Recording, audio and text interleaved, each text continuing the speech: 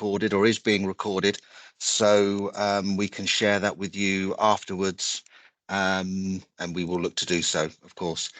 First of all, thank you very much for joining us this afternoon. Very much appreciated.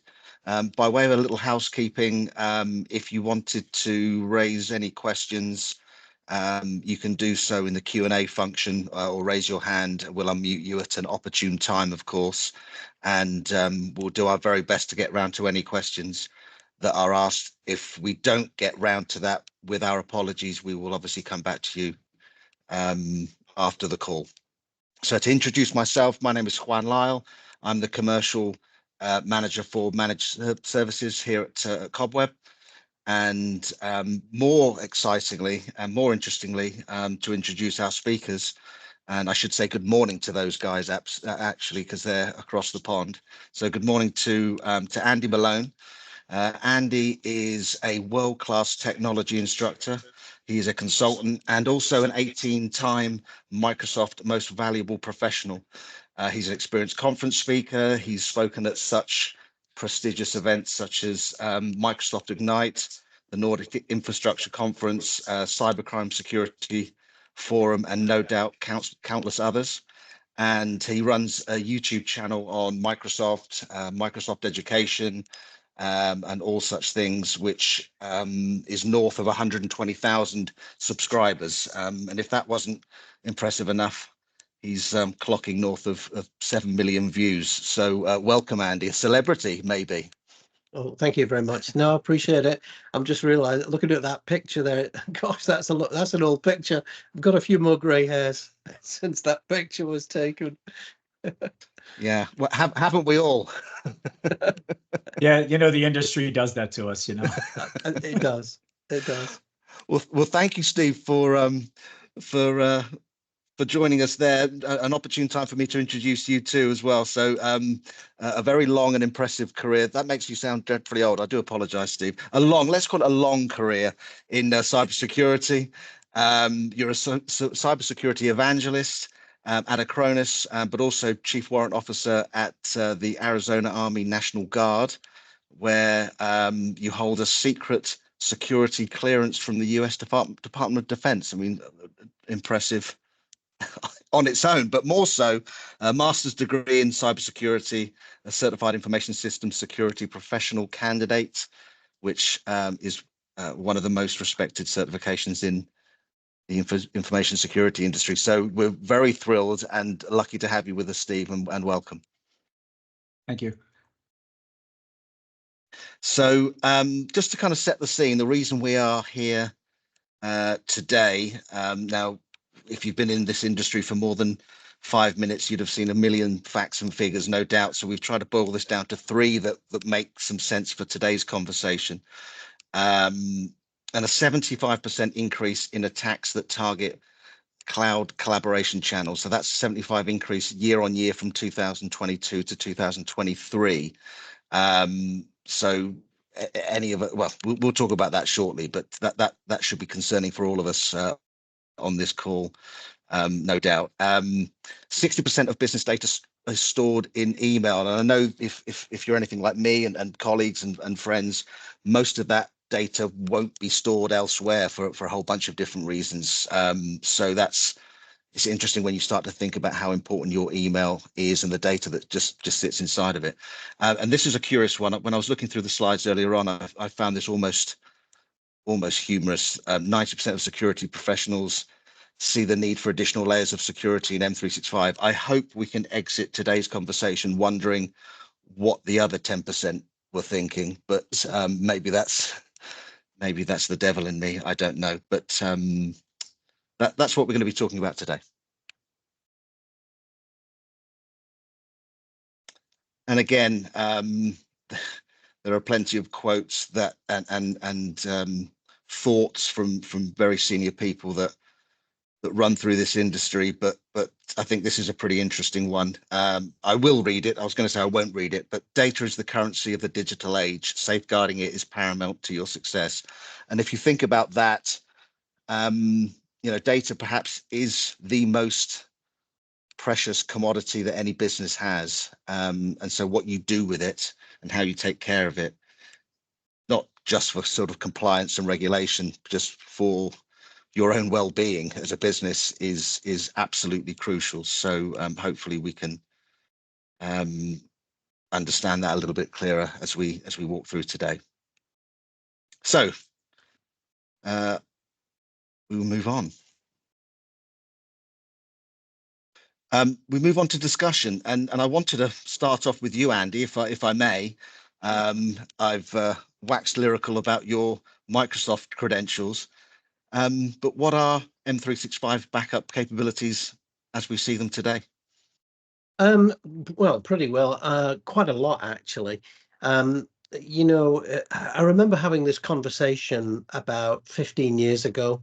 So when Microsoft 365, Office 365, or BPOS, if any of you remember that name, Business Productivity Online Suite, you know that team now work for the Copilot marketing team. Um, um, and the whole point, you know, of moving to the cloud was we were supposed to be more secure, right? But of course, you know, and I remember teaching this, you know, teaching courses back then, and it clearly showed that there were at least 10 copies of your data within the Microsoft infrastructure. So multiple copies in each data center, and of course, data centers were doubled. But of course, since then, compliance is very much the order of the game. And in terms of what we now have, Microsoft have just released, of course, it's in beta at the moment. It's Microsoft 365 Cloud Backup Service that they are offering their customers directly. And we also have Microsoft's archiving features for SharePoint Online. At the moment, it's a per gigabyte pricing, and I'll talk more about that later.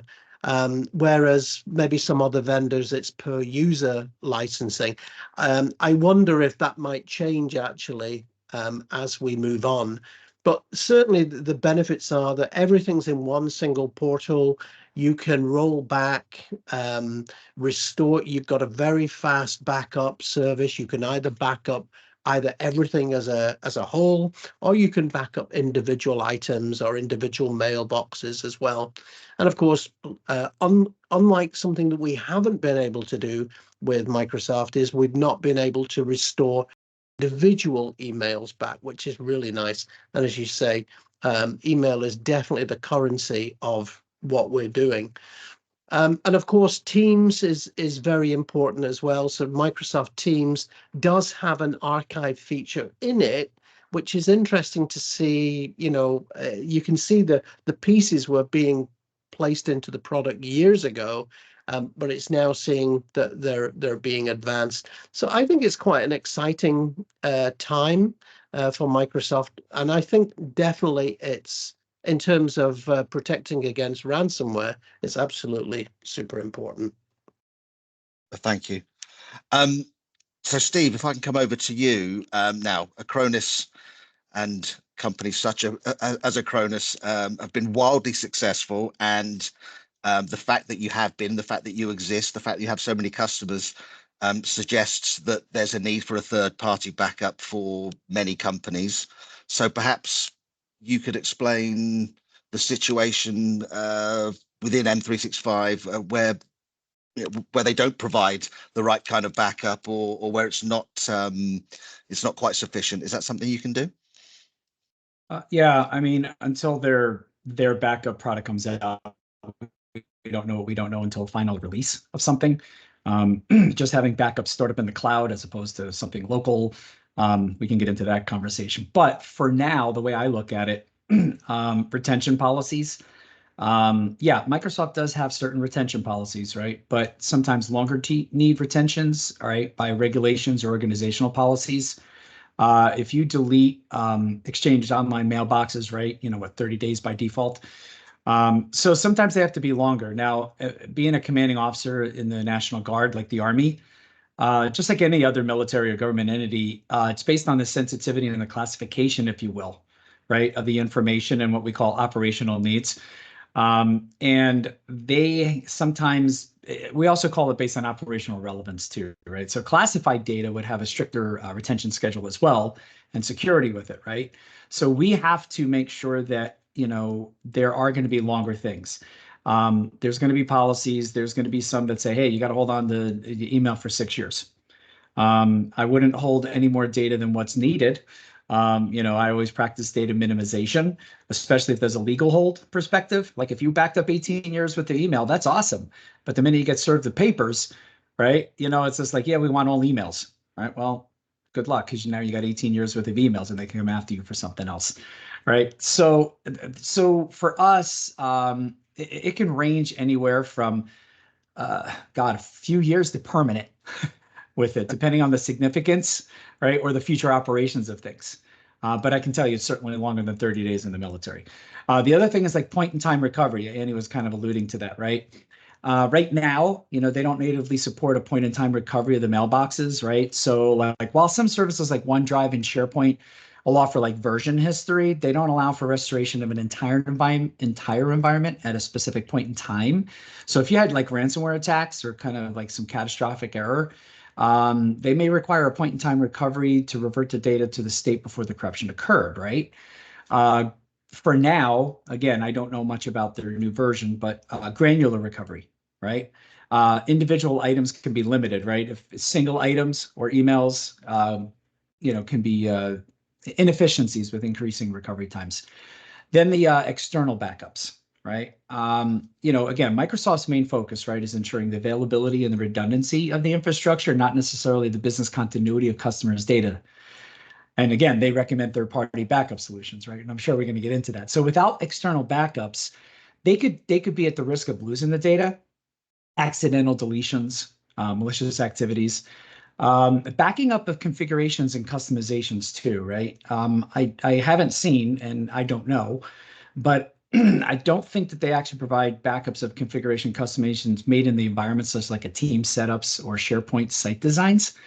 I can talk about that on the SharePoint site designs.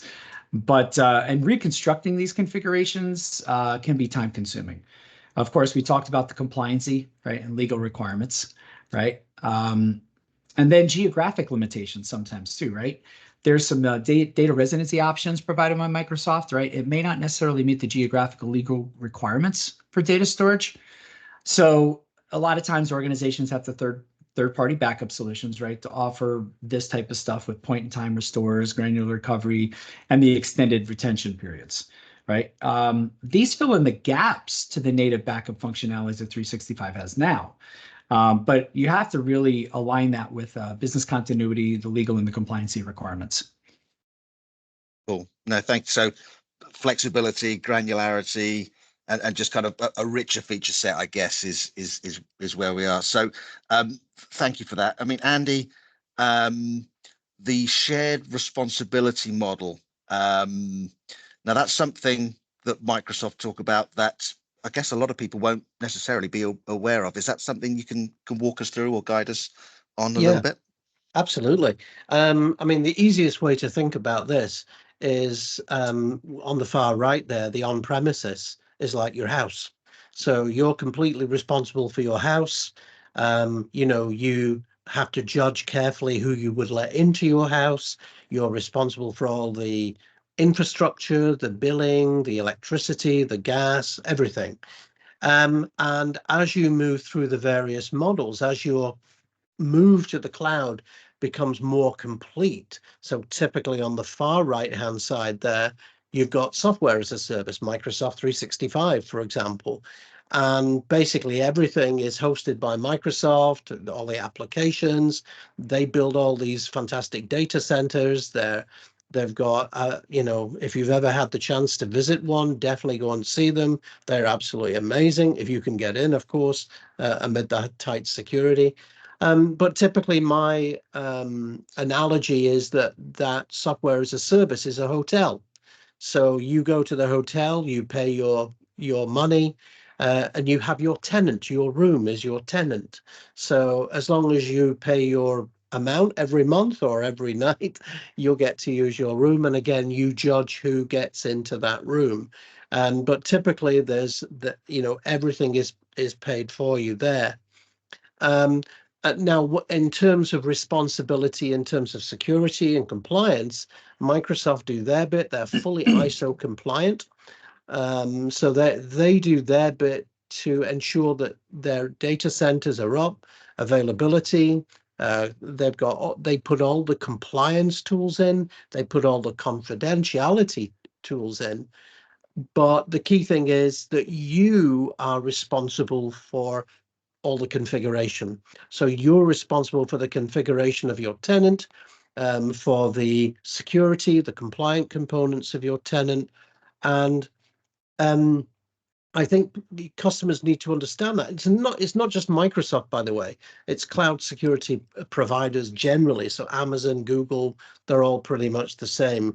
You need to appreciate that you are responsible. So, for example, here in Europe, of course, we've got the data protection, European data protection laws, and with that, you would be classed as the data controller. So you are responsible for controlling the data. So any potential breaches, you might be potentially responsible because you've not done the configuration correct. But as Steve would say, because he's a security professional, so am I, you need to have good security policies. You need to know what you're getting yourselves into. You need to have good sets of procedures, and you need to know the technology. You need to know how it thinks. Okay. So thank you. And so I guess on that note, and if you think about Andy's analogy there, Steve, about the hotel, I guess folks like Acronis are there to help you protect your room. So I guess a lesser known fact, or another fact that folks might not know about, is Microsoft actually recommend third-party backups in their terms. Maybe that's something you can talk to us about. Yeah, it's interesting. Years ago, the company I was with, we were going to partner with Microsoft, and it's amazing. Some companies with some of their legal language, it's like you say, okay, only the big boys can get away with certain things in their contracts, right? And it's pretty cool though, because if you think about it, they're like, yeah, we're responsible for keeping your stuff up and running, but there could be some things that happen, right? So in the event, guess what? We recommend that you use some third-party apps. I mean, and that is a strong statement, right? Because they understand where their business is, right? It's on the infrastructure side, the security and all that kind of stuff, right? Again, the data retention limitations, there are native tools, like I said, but they have that. Like, for example, deleting an item in Outlook or SharePoint online may be recoverable only for like a limited time. And it's based on the settings that the administrator puts on there, right? But that's why they're saying we, rely on these things, because there's more extensive and customizable data policies there. And again, there's more comprehensive recovery options for that. Like we said, point in time, granular recovery. Also, businesses in regulated industries maintaining those things. Again, third parties can really help fill the gap by offering specific things related to compliancy requirements when it comes to all of that kind of stuff, if you will. And even though 365 is very, it's highly reliable, right? I mean, it's not immune to data loss due to ransomware or other cyber threats, right? Just like anywhere. So third-party backups can provide that additional layer, and especially if you need to restore, right? If you have everything up in the cloud, and let's just say it's 5 terabyte you got to restore, right? That does take a while. Let's be honest, right? But if you also have it local, right, and there's replication, and we have a 3-2-1 strategy. I think I may talk about that a little bit later, but 3 sets of backup, right, including your data you have now, 2 different forms of medium, right, and then 1 being offsite. Well, one offsite can mean cloud. So if you have a network folder and you have cloud and they're replicating, right, you got 2 different sets, right, in case something happens to one of them, right? So you got to worry about getting things back. How long does that take, right? I mean, if you're going to turn around to the executives and say, this is going to take 3 days because we have to restore 1.6 petabyte worth of information. That's a bad example. 16 gigabyte worth of information. We're going to be down for a while. Well, that's an unacceptable thing. I'll tell you, when I first started with Acronis, just as a side note, I tried to back up my personal laptop, right? 2 terabyte. Okay. I went straight to the cloud. Wow. Now if I would have put it on an external hard drive first and then I replicated it, yeah, things would have been a little differently. But that's even just 2 gigabyte, right? So again, Microsoft, does endorse right now, obviously, the third party, and backups. I mean, it really highlights, if you will, the best practice of IT management, right? You got to make sure that the critical data is backed up, that it's always backed up, and you want to test those things for regularity for both integrity of the data as well as recoverability with it. Yeah, I mean, recoverability is key, right? It can be as secure and as fantastic as you like, but if you can't get to it quickly, then you have a whole separate set of problems, I suppose. So moving on from what Steve just said there, Andy, and maybe this is a touch of a loaded question, so forgive me for that. But so if your Microsoft tenant is frozen today, thanks to ransomware or some such incident, you've lost your logins, your admin rights. How exactly does that affect the backups that are held in the tenant? Quite interestingly, actually, I did some research because I knew this question was coming up.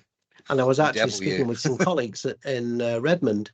And to date, touch wood, there have been no cases of a successful ransomware in this scenario. Okay. There has been no cases of ransomware being hit. Now, the flip side to that is knowing Microsoft, knowing how their internal systems work, they have extremely robust systems and everything that they sell, all their Sentinel products and Defender products, of course, they sell them for the companies and the organizations. But most importantly, they use a lot of that internally as well. So I wonder, you've got that additional layer of protection that they don't tell you about anyway. That said, that if this scenario did happen, God forbid, hopefully it doesn't, one of the things that they're doing with their backups is that they're doing air-gapped backups.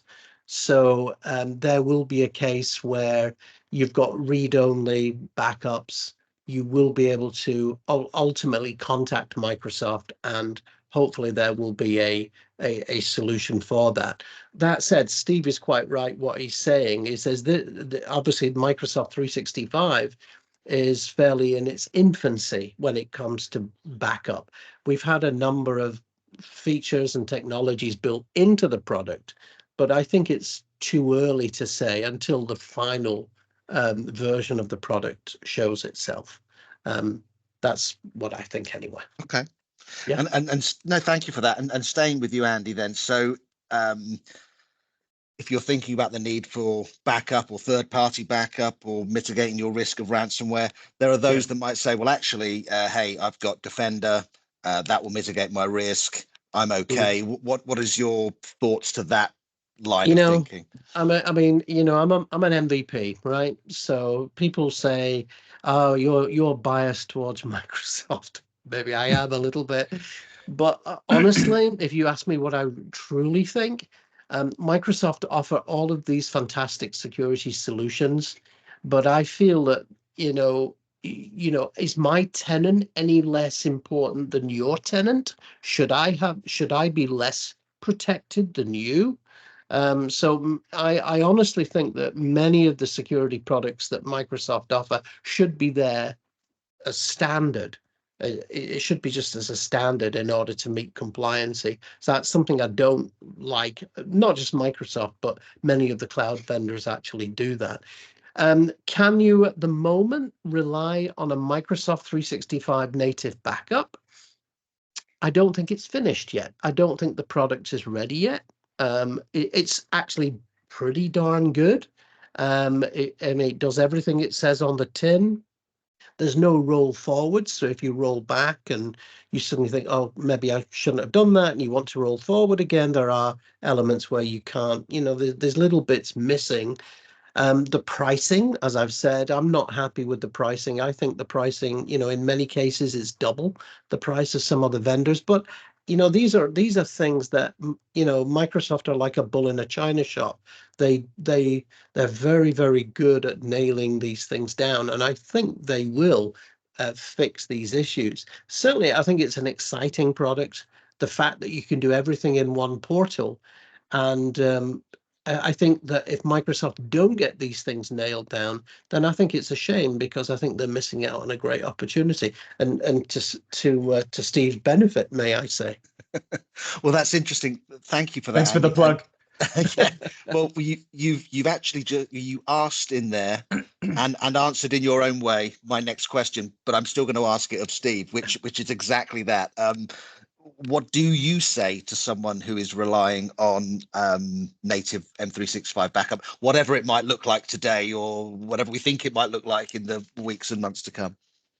Yeah, we're talking about Defender, right? So we talk about prevention strategies, right? So this is kind of like what, I'm more of a cybersecurity guy than a backup guy, right? So my thought process is, there's prevention and detection, right? They have to go hand in hand, because it's great that, all products can have like, some kind of antivirus and a malware to protect you against like a piece of malware coming in.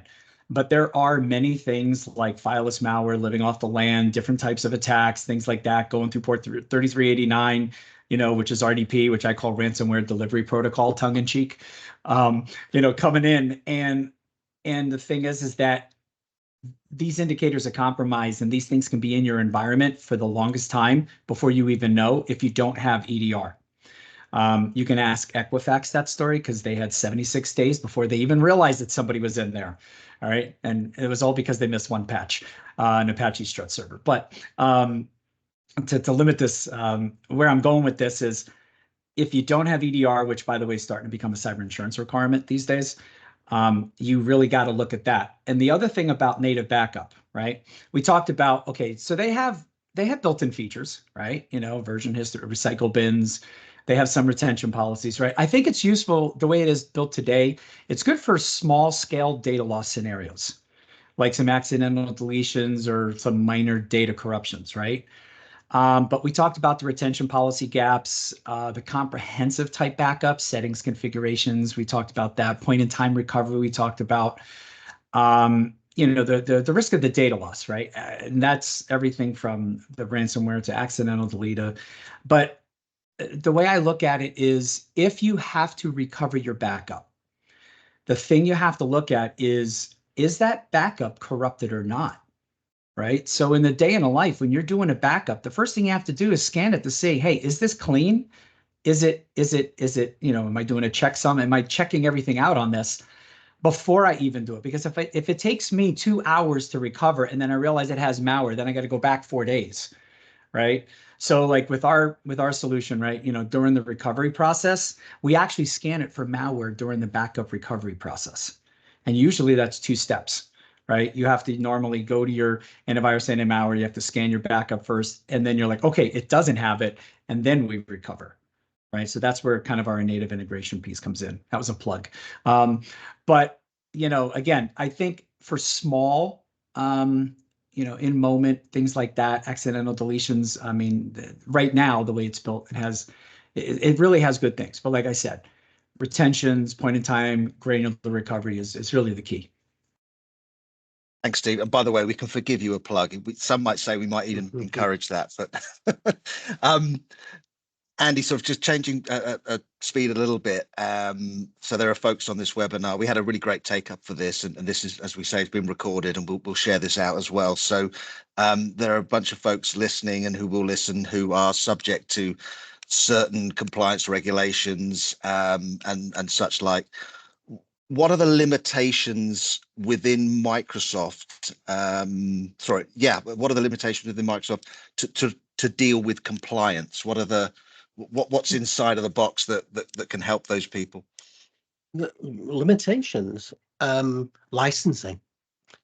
You need to make sure that you've got the right license, first of all, because and I'm sure Steve will agree with me that many of these products in the cloud, they're all various license based. So you might get kind of plan 1 of something, for example, in Exchange that you wouldn't get in plan 2. So for example, plan 1, you're not able to get a permanent copy of your mailbox. You're not able to put it on legal hold, whereas Plan 2 you are. So I think a lot of people, they look at the actual SKUs, the E5 SKU or the E3 SKU, but you don't look at the plans, what's actually included. And a great website for that is m365maps.com. That's a great website. But in terms of compliant, Microsoft Purview, one of the issues with Purview at the moment, which is a weakness which Microsoft are addressing, is that we have Purview in Azure, which is fragmented and it's a little bit all over the place.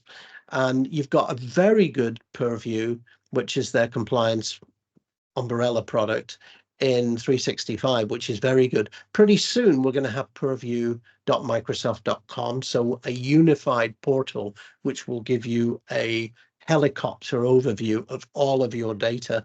But in terms of feature set, I think it's excellent. If you've got the full license, it's excellent.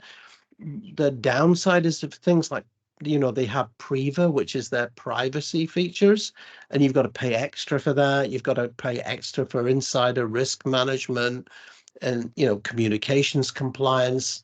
To be fair, some smaller companies may not want those things, but I wondered when the day might come when we might see an E7 plan or an E10 plan and it starts costing like $100 a month per user.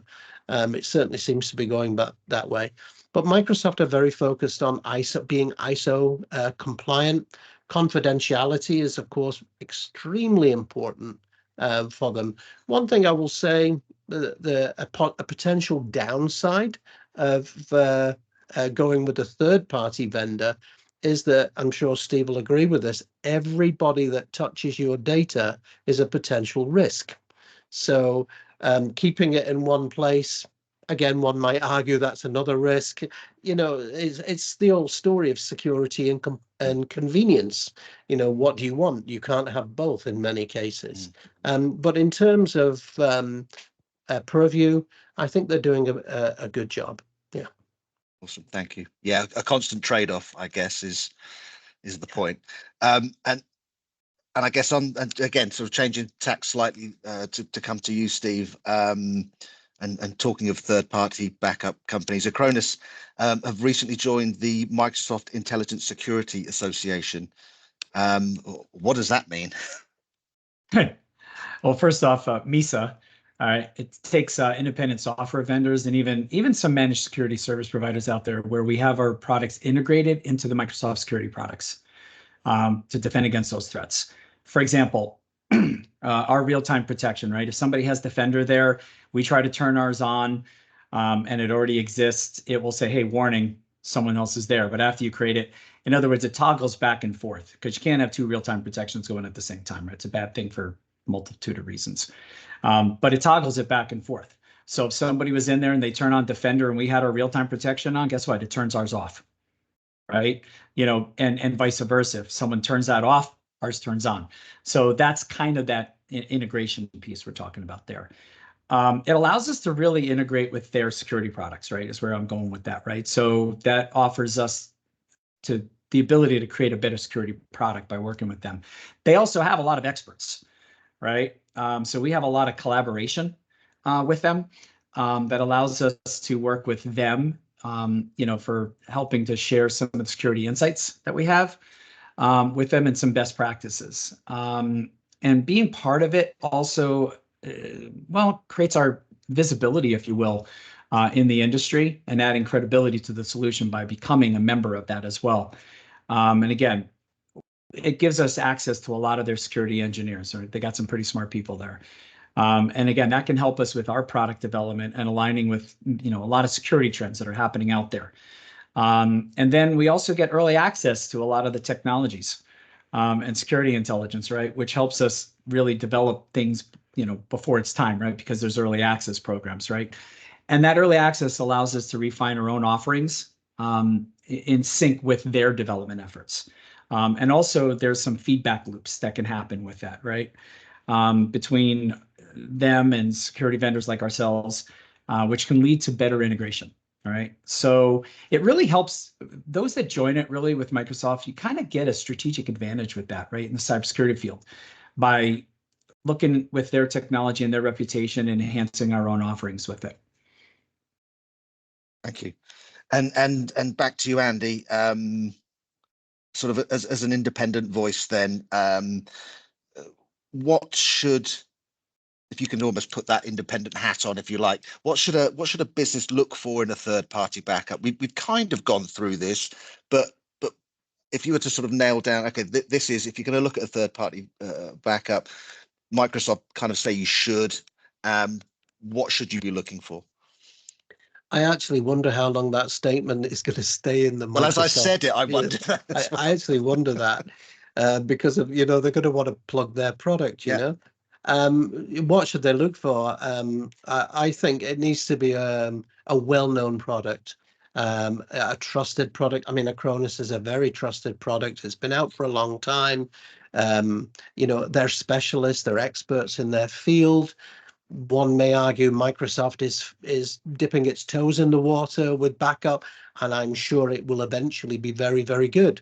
But again, confidentiality, integrity, availability, that we need to know that, when things go horribly wrong, you're able to get your access to your data, you're able to recover your data, and you need that guarantee. If you ask me, would I, as a business, would I look for a third party product? Probably at the moment, yeah, I would say so. Thank you. So I guess credibility is maybe the word, if you're going to choose. Absolutely. It needs to be someone credible. I think Andy has set you up beautifully, Steve, for my next and my last question, which is, could you give us an overview of Acronis Cyber Protect? Well, I appreciate the opportunity for that 30-second pitch there. Thanks, Andy. Andy, you mentioned something earlier with Exchange, and again, I don't know the E1, E2. Honestly, I don't know all that. You mentioned something. Were you relating to immutable backup there, like a certain licensing, just for my knowledge, just real quick? Yeah. So with if you have got a Plan 2 Exchange, then the mailboxes, by the way, if you deleted something, it's only deleted for 14 days by default, not 30 days. You can switch it on to 30 days, yeah. But you can only do that through PowerShell, which is pretty naff, actually. The other thing is with the Plan 2, you've got the legal hold capability. But saying that, if you do have the likes of Business Premium, which many customers have, you can switch on that feature as well. I mean, there's a lot of jiggery pokery going with licenses, which is just a complete nightmare, to be honest. There's so many, it's very, very fragmented. And just one thought, actually. I was having a chat with various product teams, and this is not to say the way it's going, but if you look at Microsoft Teams is becoming its own ecosystem these days. It's almost becoming an operating system with all of these different apps and features. And I actually wonder how long it will be before we see Exchange just part of Microsoft Teams. I don't think we will have to wait too long. That's just my personal opinion. Okay. Thanks, Andy. Yeah, because I was thinking about the immutable backup. I said that 3-2-1 rule. I kind of like call it the 3-2-1 rule, right? Yeah. To have that immutable backup capability. By default, we have 14 days built into our product for immutable backups. Yeah. But to me, that's another thing for compliancy that really helps with the immutable backups, because I know we didn't touch that. Oh, sorry, 30-second pitch. So what our solution has done is we integrated cybersecurity, data protection, and management platforms, if you will. We actually built this from the ground up with needs of service providers, right? We didn't take some enterprise product and try to build it into a multi-tenant, multi-architecture, right? So we brought things like backup, cybersecurity, management, automation, and disaster recovery into one infrastructure. This is natively integrated, right? And we really broke it down into three main core areas, right? We got business management with like professional services automation for structured workflows and operations. And then we have RMM, or remote monitoring and management, as well as patch management solutions. Then, of course, everyone knows this as backup and disaster-free, right? The platform will have traditional backup along with backup as a service offerings. And then we can do archive as a service to ensure that long-term data retention that we talked about. But also for service providers is the disaster recovery as a service platform, right? For the business continuity for system failures. And then finally, we'll shift to the cybersecurity aspect, right? We provide for data loss prevention, right? And vulnerability assessment scanning. Obviously, endpoint detection is at the forefront of this. So you can safeguard against a lot of different threats. We even have a dedicated ransomware protection area in our product. So you got antivirus, anti-malware, endpoint detection and response. We have that in there too now. You can even do managed detection and response services, which we do. And shortly next month, we're releasing XDR, extended detection and response solution. But here's the key to it all that you see here. Everything you see here on the screen, one agent, one console, and it's natively integrated into that agent that you could see there. And that also includes email security, which I didn't state in the bottom left there, which is really huge as well with that. So appreciate the 30-second pitch there. Thanks, Juan. No problem. On that. No problem. Thank you. So, oh, and by the way, you guys actually, you managing your tenants, whatever, this is the platform that you guys have available to you. Awesome. Thank you. So on that, thank you. I think that leads beautifully into what I wanted to talk about. So we've hosted your webinar, your roundtable here today, and we thank everyone for their attendance. We're going to flip to some Q&A in just a minute, but who are Cobweb, for those who don't know? We're a managed service provider. We've worked with Microsoft as a partner of theirs for the thick end of 3 decades. And obviously our business has evolved as theirs has. I would argue that nobody knows Microsoft as well as we do. And we're also an Acronis Gold partner as well. And again, we've worked with Acronis for a long time. They are our partner of choice with regards to backup. That should be of no surprise to anyone, hence the the roundtable today. But the crucial thing, I think, for all of this when it comes to security is, and IT in general really, is the ability to manage all of this. And we have, sort of broadly speaking, 2 sets of customers. Some have an IT function for whom we become an extension of them, helping them to manage, maintain, and ensure that things are happening at a regular cadence at the right times, and allowing them to focus on things that make a difference to their business. So being an extension to an IT team is really important for an MSP. But also some of our customers have little or no IT function. What we really become there is their expert guide, their counsel. We can work with them and become their IT team essentially, and help them on this sort of cloud journey. Everyone's on that road at some point to sort of a cloud only environment, and we're here to help with that. And we're a true IT expert that's always awake, that's never on holiday, that we don't leave, we don't get sick, and that's what a true MSP should really be. And ultimately, it's also about saving money. Often we work with customers and prospective customers, and we find that, to your point earlier on, Andy, around the right licensing, it shouldn't just be a tick box exercise. It's actually, what are the right licenses for you to meet your objectives? Is there a better way of you doing this with a third-party backup such as Acronis? Is it more cost effective for us to be managing that for you rather than employing people to manage it yourself, when you could be pushing that resource somewhere else? So that's what a true MSP should be. And these are the sort of 5 platforms of our service, which are the things that you should expect any good MSP to be delivering to you. That's obviously a reactive service desk. Are we there? Are we able to take calls? It's broken, can you fix it? That sort of thing. But actually also that not getting to that point as often as possible, which is around proactive monitoring, advising on alerts, acting on things before they happen, checking that things are moving in the right direction. Is your tenant always at its optimum? And managing that platform accordingly, and then sort of managing that service as well. So it's not just about doing things in the background. And often the customer might think, well, hold on a minute, this IT service provider is either doing nothing for me or they're doing things so wonderfully well I never hear from them. But actually, that neither of those things are good. It should always be about working with the client and making sure that things are reviewed, making sure things are and ultimately we work for the client and making sure that's all happening accordingly. And of course, remote troubleshooting as well, making sure that as and when things do go wrong, I think we've all touched on this today, nothing is 100%, nothing is perfect, things will happen, and how can you most positively deal with that as and when it happens. So Cobweb are a cloud MSP, and we're absolutely here and happy to assist you with any of the things that we've discussed today around Microsoft, around 365, around backup, and a host of other things. So I'm hoping and I'm thinking and I'm wondering whether we have any questions that have come in. We do. Fantastic.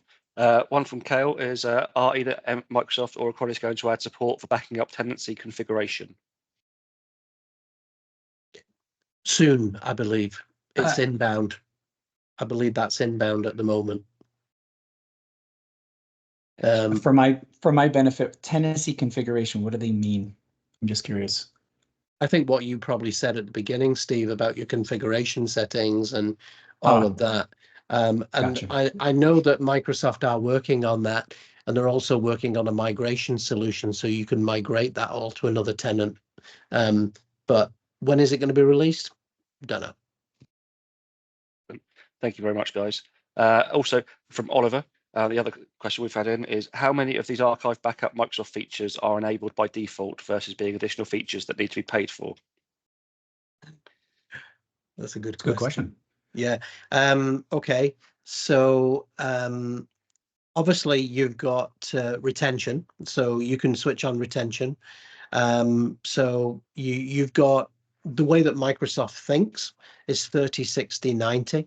So basically you put something in there for 30 days. If you don't use it, or your tenant goes stale, it goes into read only, or it drops into the recycle bin for another what was it, 63 days. So basically for a total of 93 days. So when you delete anything in 365, with the exception of email, which I mentioned earlier, it goes into the recycle bin for 93 days. If, however, it's on hold, or you've got a retention policy, that will always take precedent. Okay.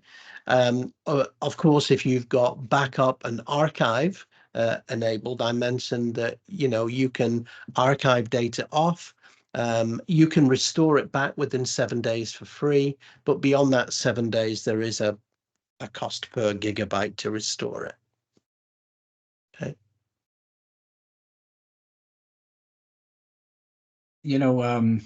One of the things I forgot to mention was one of the neat things we have is as part of my 30-second pitch. So it's a 32-second pitch.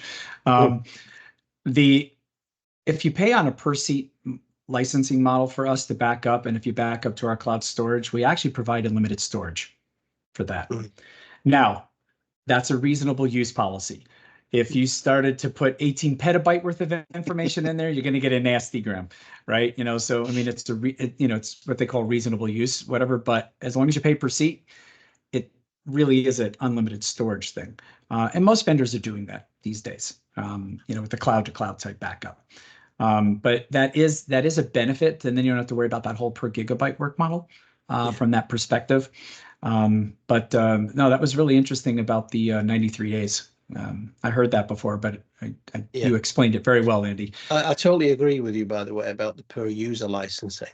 And I think that will I hope it will probably change, because there's been a lot of noise heading Microsoft's way about the per gigabyte licensing, because it works out at pretty much double the price. But as I've said, I think it's a product that's in almost said infancy. So, but it will be nice to see where it goes when it's finally goes GA. I think from, if I can just mention one thing there, I think what we find with customers is per gigabyte is is a little bit of an unknown, so it's a bit scary. Whereas the per seat, it cost me £1, it cost me £1. That's what it is. Whereas the per gigabyte's like, well, what's my bill going to be? I don't know. What if I lose sight of it? So it's an interesting dynamic, I think. It is, and very much they seem to be doing a lot of per compute cycle. So, for example, things like Security Copilot, which is a great product, of course, but it's all done on compute cycles.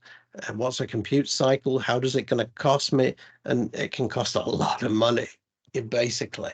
So I'm a big advocate for the per user one-off price. That's it. And I think that Microsoft will see the light with that. Any other questions?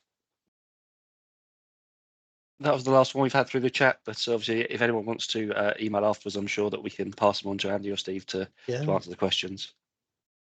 Fantastic. No, just to echo that, I mean, this recording will be sent out to anyone who has attended, and I think we'll probably make use of it in other places. But sure, reach out to me or anyone of the Cobweb team if you have questions or thoughts or feedback or anything else, indeed, any of either the phone number, via the website, email address. I think for me, I've really enjoyed this, and I really appreciate your time, Andy, and I appreciate your time, Steve. I've thoroughly enjoyed it, and I'll look forward maybe to next time. Pleasure. Thank you. Thank you. Thanks, everyone. Bye-bye.